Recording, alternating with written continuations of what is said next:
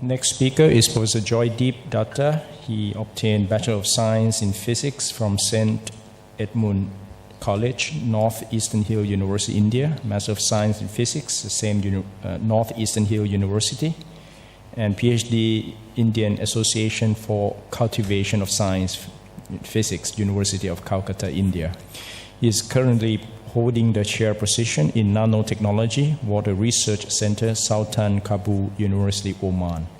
His expertise is in nanotechnology education, nanotechnology applications in sensors and other devices, nanotechnology for water treatment, nanotechnology applications in energy and environment, and nanomaterials. So please welcome Professor Joydeep on stage.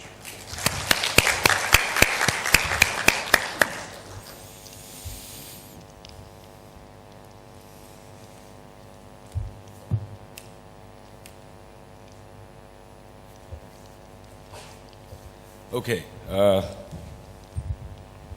Good morning, everyone. I am really delighted to be here speaking today in front of such an august participants.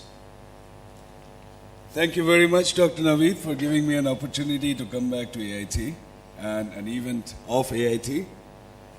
So what I will do today is to move out of the enterprise and try and convince you why you might need nanotechnology to create new enterprises or to improve your own products which you currently have. So if I have succeeded that in the next half an hour, in convincing you that you might need to look into it more deeply, then I think I have done my job.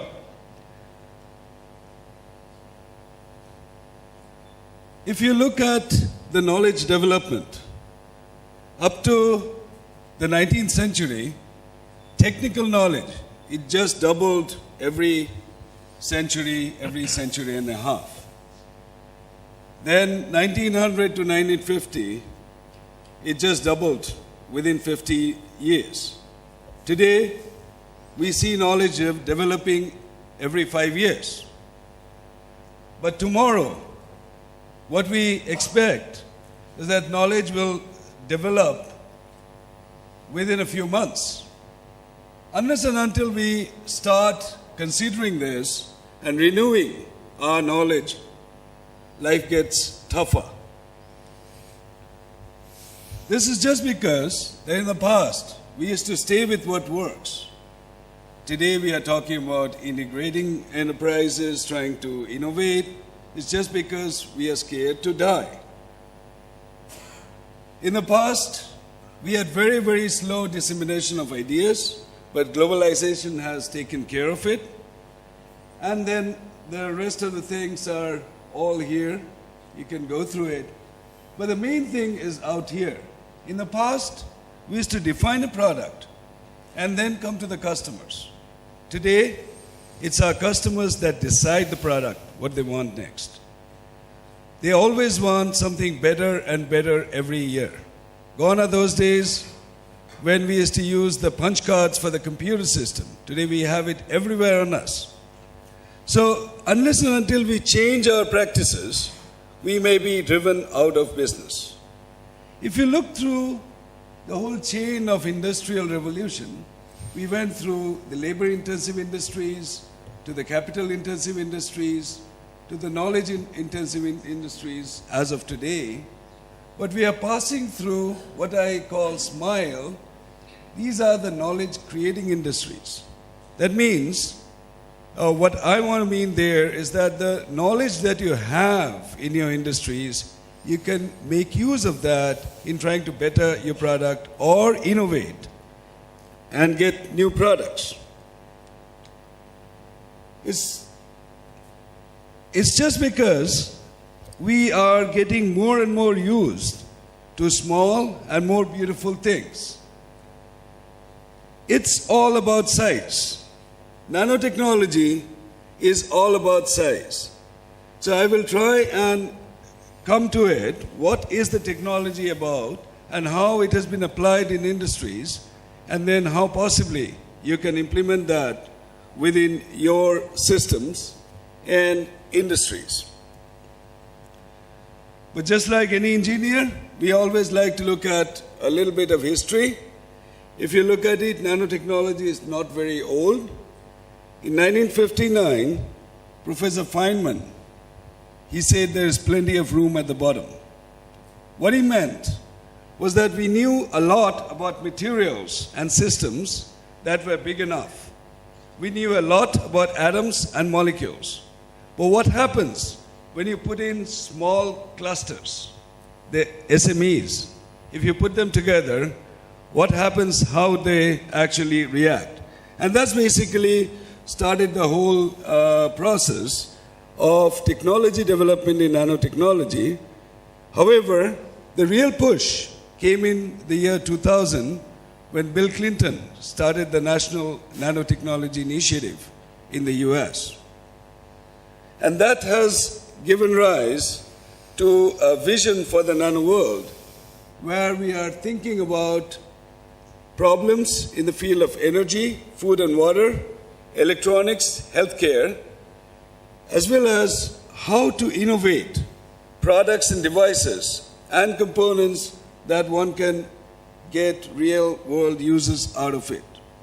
So the whole talk of today, I'll try and show you what are the applications that are already in the market, and probably you'll hopefully get out with an idea to try and innovate within your system.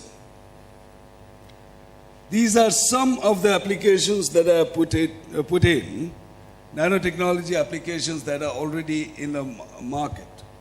It's very extensive, so I don't intend to really go one by one, but essentially it has touched the information technology, the energy sector, medicine, and consumer goods.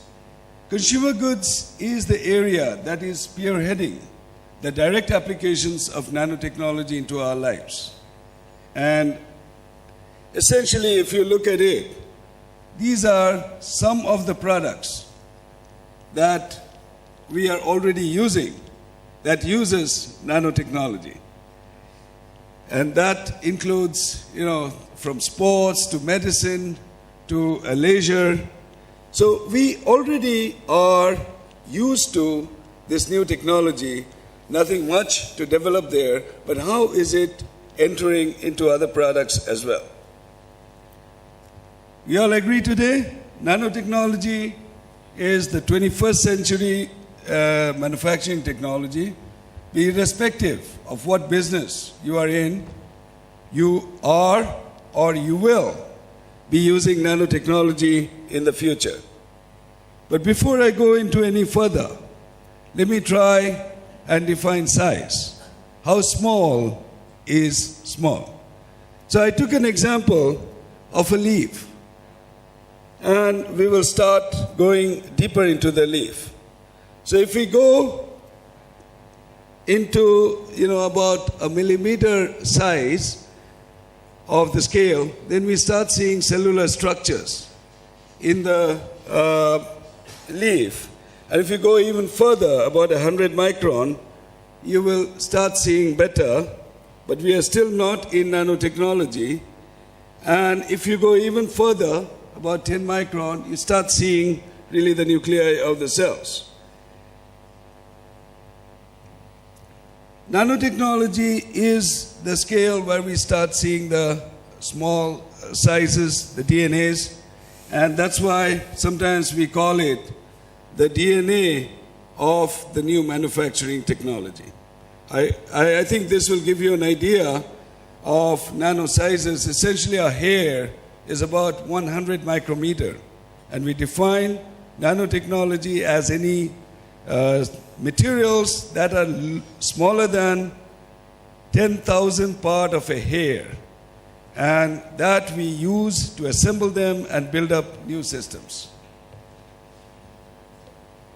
Business is defined by projected markets, and we believe that by 2015, the market is going to touch $1 trillion. And that is well distributed over many areas. Materials is one of them, electronics, pharmaceuticals, chemicals, etc., etc., etc. We have been looking at it. This is a very conservative estimate because other estimates say that it can even touch $2 trillion within a couple of years.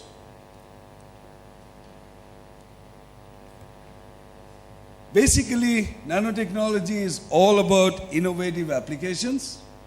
It's in energy, in devices, medical appliances, biomedicine, fabrics, defense, optical engineering. I can keep continuing to go on and on in different sectors. The basic forecast is that the opportunities now are currently occurring. So we are in this window. So essentially, this is the time when we will see many more developments within the field, and the mass market applications are coming in, and we are seeing more and more products. In terms of personnel, this is how we believe the personnel requirement will be in nanotechnology, even in Asia Pacific region. We are thinking about at least we need a couple of 100,000 educated engineers to cater to the market. And that is one of the reasons why at AIT we had started training master students in nanotechnology since 2006.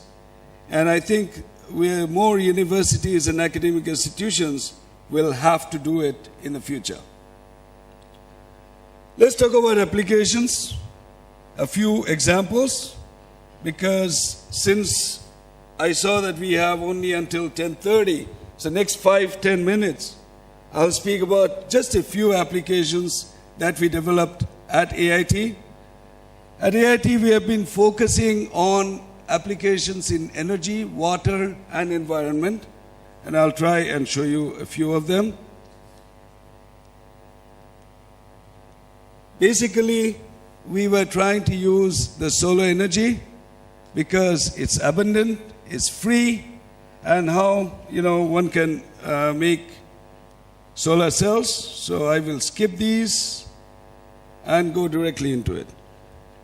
The current generation of solar cells are basically PN junction solar cells. They have a limited efficiency because it cannot absorb the full sunlight. However, we have a potential of engineering to gain the remaining efficiency. I will not go into all these detailed calculations, but increasing the efficiency of the solar cells to make them economically viable. And that's what we try to do it in AIT by using low cost but high-tech application of quantum dots into dye-sensitized type of solar cells. And we use even what we call plasmon coupling. Big words for small thing. It is light wave interacting with metal particles. And we can increase the efficiency, which could have direct applications in solar energy. We also try to work on hydrogen production, where we are thinking about using the natural gas, wood crops, or municipal waste that produces methanol, and how to get hydrogen gas out of that.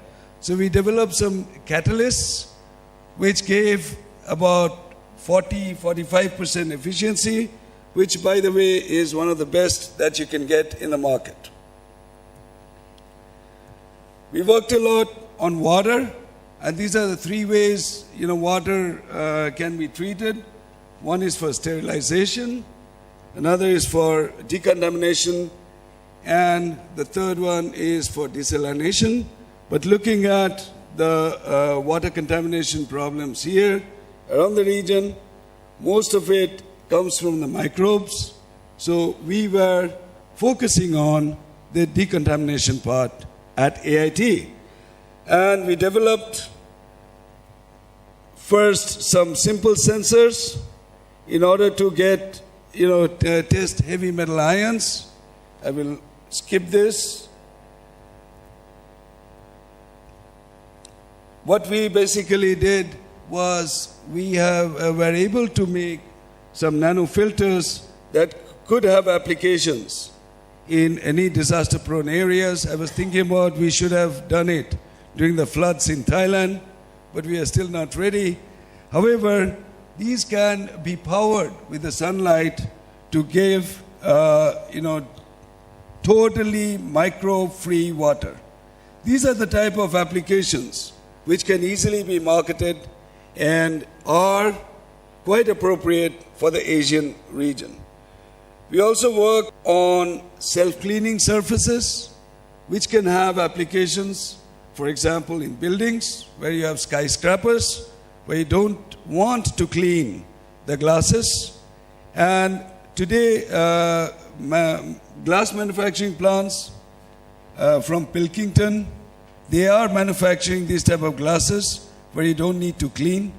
And the applications are nothing but using nanoparticles of titanium or zinc oxide, where you can make them self-cleaning.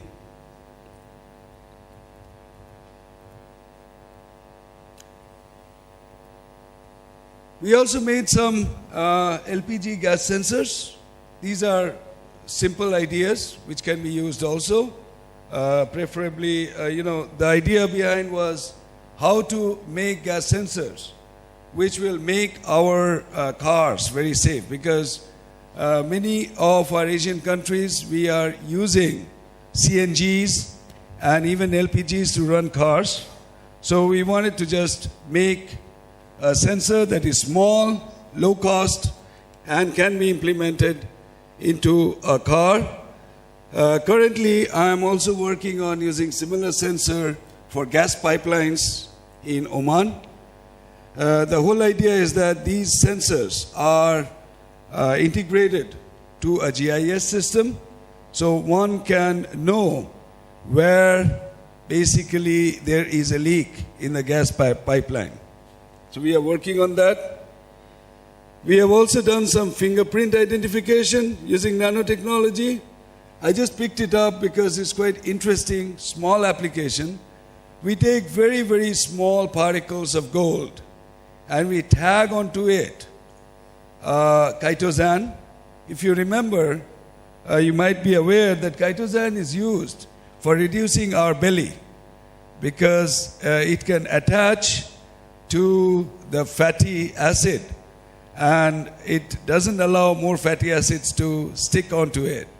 So we went on that simple idea. We tagged on the metal particles with chitosan molecule, and with that we can actually get fingerprint identification very, very easily. So some countries, like in Switzerland, they are currently beginning to start using nanoparticles for forensics. Quick application on controlled release agrochemicals. The basic idea came in for controlled release of perfumes in the cosmetic sector, but then this has been extended now in many countries on use of controlled release agrochemicals using pesticides as well as controlled release fertilizers.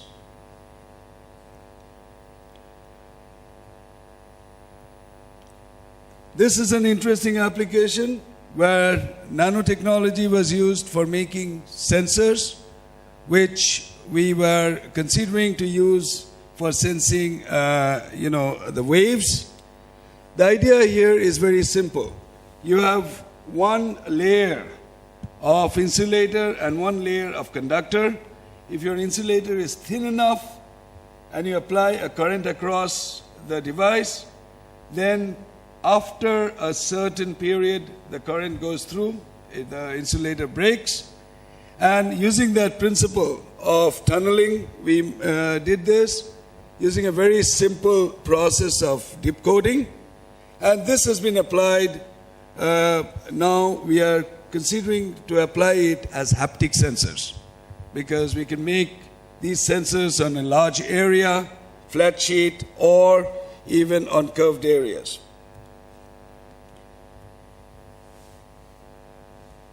Okay, given that I have just a couple of more minutes, let me go back to this business aspect for it.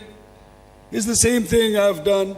I've taken in, something with respect to themes. Nanomaterials, 350 billion. Electronics, 350 billion. Pharmaceutics, 180. Accelerants, ecology, and transport, I've just separated out from the other products.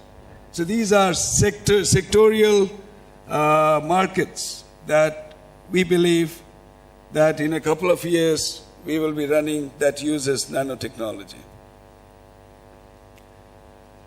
Couple of more slides. I will let you read it. We are entering a new age, an age of knowledge, in which the key strategic resource necessary for prosperity is knowledge itself, educated people, ideas and innovation, and their entrepreneurial spirit. And that's where an institution like the Asian Institute of Technology has a role to play, and the AIT Consulting is an arm that can help in this, to develop this entrepreneurial spirit, not only of our students, but also to our external stakeholders. In the 21st century, currently at AIT or any other university, we have a program-centered approach where we have departments or programs that give degrees, and these degrees, we give some courses, and then we let our students choose our career. But in the future, and I believe that in AIT we are more and more going towards it, we are looking at student-centered approach where we have the career at stake, which defines the courses that are necessary to train up our students, which will lead to the degrees, and these degrees would be linked up to the departments or programs. My last slide. Choice is yours if you want to implement nanotechnology in your product or in your program, because change is not mandatory if you don't want to survive. Thank you very much for your kind attention.